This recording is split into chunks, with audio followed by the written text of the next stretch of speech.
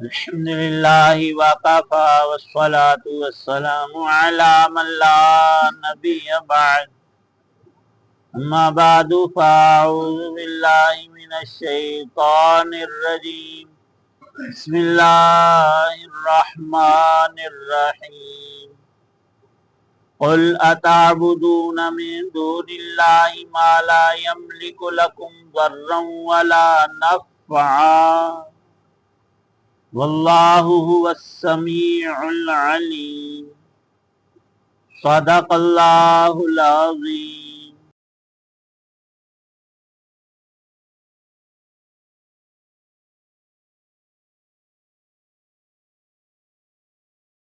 اے پیغمبر علیہ السلام، ان سے کہو کہ کیا تم اللہ کے سوا ایسی مخلوق کی عبادت کرتے ہو جو تمہیں نہ کوئی فائدہ پہنچانے کی طاقت رکھتی ہے اور نہ نقصان پہنچانے کی، جبکہ اللہ ہر بات کو سننے والا، ہر چیز کو جاننے والا ہے۔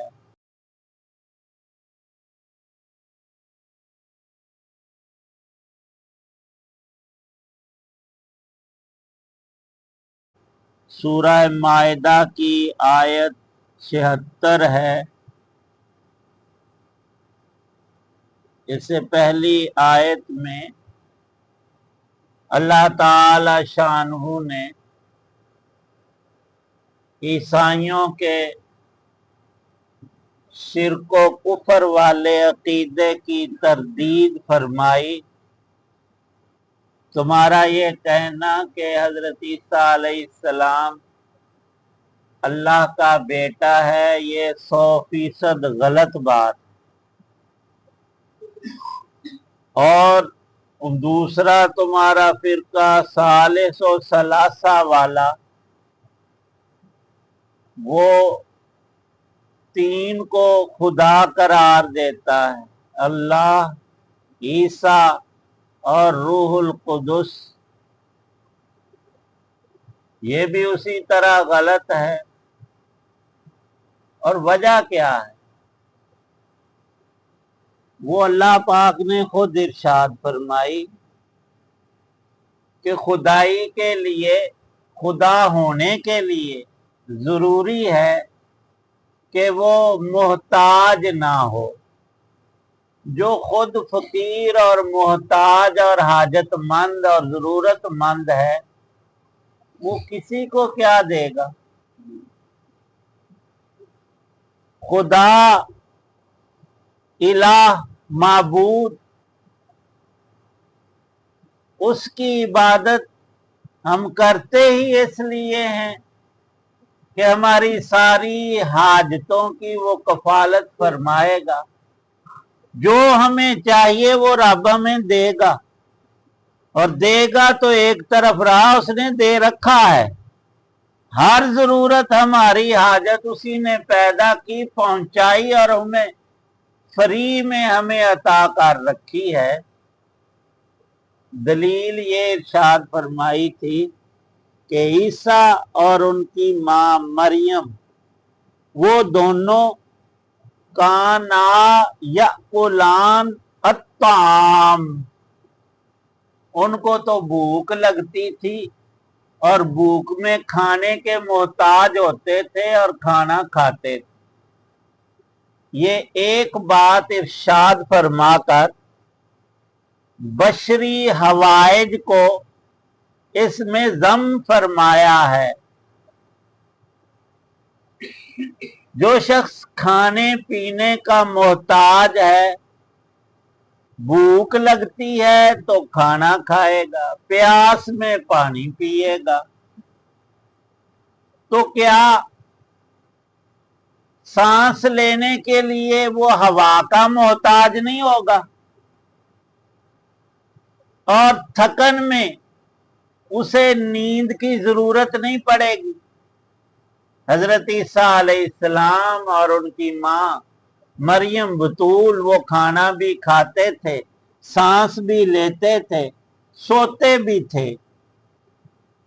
اور دوسرا پہلو دیکھا جائے تو کھانے کے بعد سارا کھانا جزو بدن نہیں بنتا، کچھ حصہ خون اور ہمارا جسم بن جاتا ہے، اور کچھ فضلات ہوتے ہیں، پیشاب پخانہ وغیرہ۔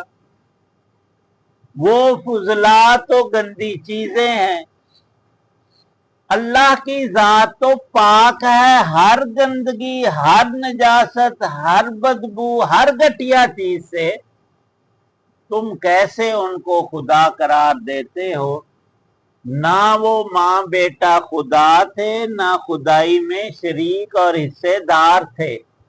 انہوں نے خود بھی بتایا کہ میں صرف اللہ کا رسول ہوں۔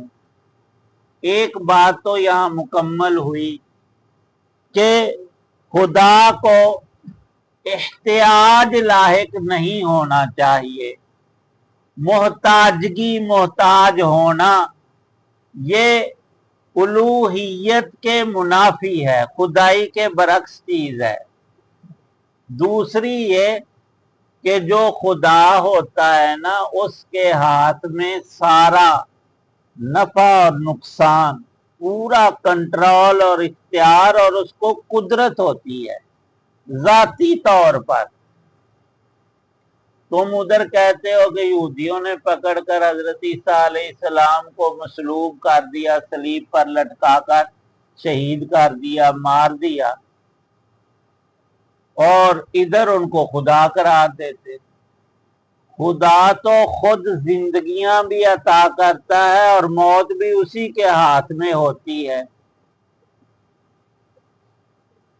اور یہ تو عین ایمان ہے۔ حضرت علی رضی اللہ تعالیٰ عنہ کا مشہور قول مبارک ہے کہ کوفے میں جب خلیفہ تھے، ان کی عادت مبارکہ تھی، تہجد گھر میں نہیں پڑھتے تھے، مسجد میں تشریف لاتے تھے آدھی رات کو۔ تو لوگوں نے سوچا کہ مخالفت بہت بڑی ہوئی ہے، کوئی دشمن رات کے وقت حملہ آور نہ ہو۔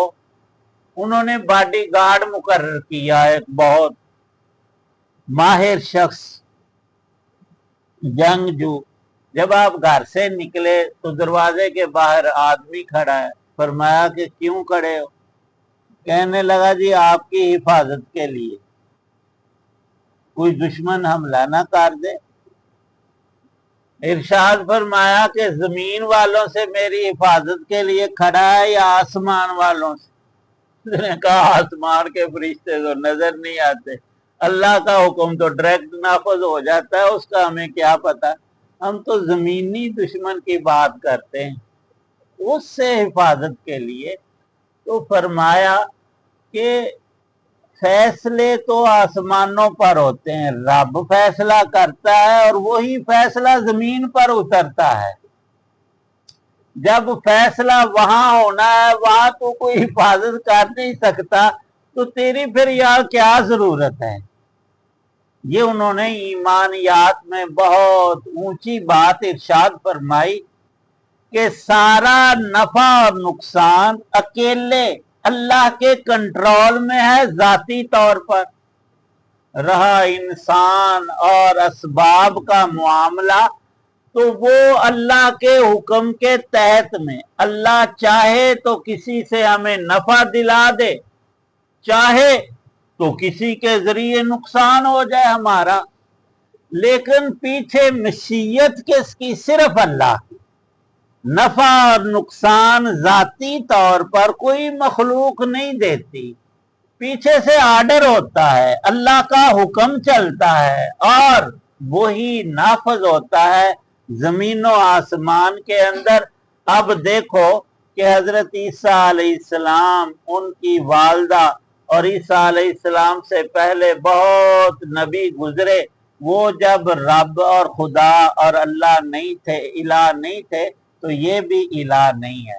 اور کوئی بھی اللہ کا نبی اور رسول اور کوئی بھی مخلوق جو ہے وہ उलूहियत की शान रखता ही नहीं।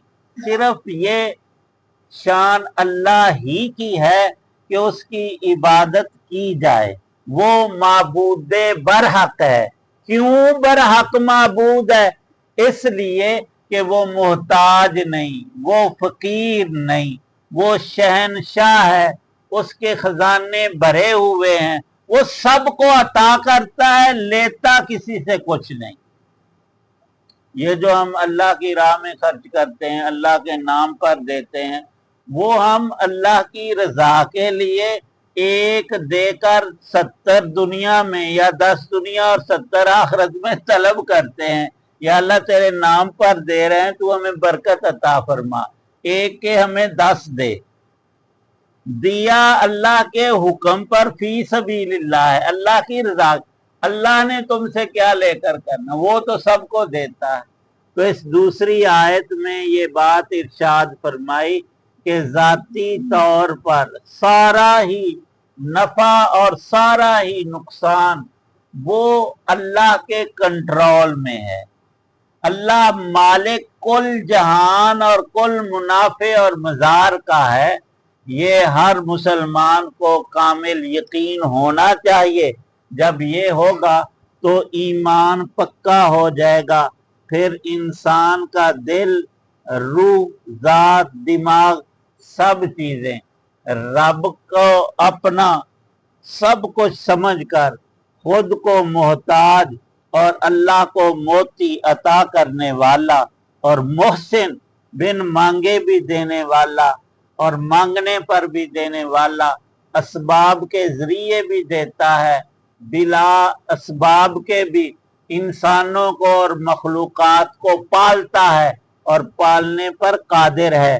बेशुमार मखलूकात अल्लाह की, हर रोज परिंदे अभी उड़ेंगे अपने घोंसलों से, बिल उनका कोई कारोबार, कोई तिजारत, कोई सिलसिला नहीं, लेकिन शाम को वापस आएंगे अपने घोंसले में, उनका पोटा भरा हुआ होगा।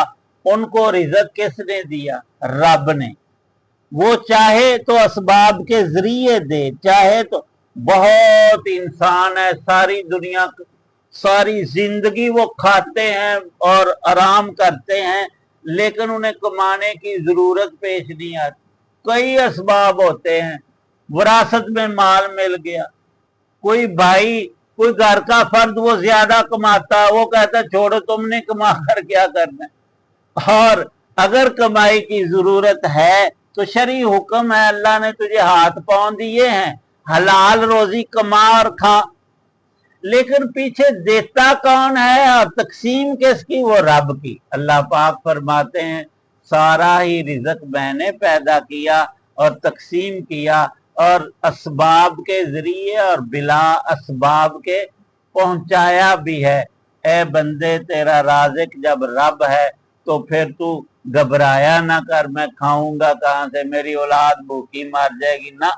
तेरे मुकद्दर का तुझे मिलकर रहेगा और नफा नुकसान सारा तेरे रब के हाथ में है। तेरी नजर उधर होनी चाहिए। अल्लाह पाक नसीब फरमाए, ईमान की तकमील अता फरमाए।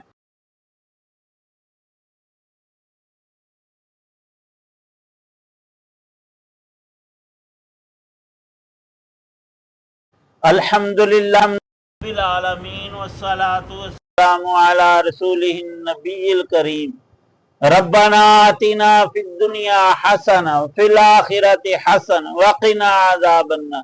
अल्लाहुम्मा इन्नका अफ़ुव्वुन तुहिब्बुल अफ़्वा फ़अफ़ु अन्ना रब्बिरहमहुमा कमा रब्बयानी सगीरा। या अल्लाह पाक सब बीमारों को शिफा अता फर, परेशान हालों की परेशानियां दूर फरमा, रिज़्क़ हलाल में बरकत और वुसअत अता, दीन दुनिया की आसानियां, खुशियां, सहूलतें, तरक्कियात, नेमतें अता फरमा, उन नेमतों में बरकतें नसीब फरमा। या अल्लाह पाक जितने हजरात दुआ में मौजूद हैं सबकी नेक दुआओं को कबूल फरमा। सल्लल्लाहु तआला अला खैर खल्क़ मुहम्मद व अला आलिहि व अस्हाबिहि व अहलि बैतिहि अजमाइन।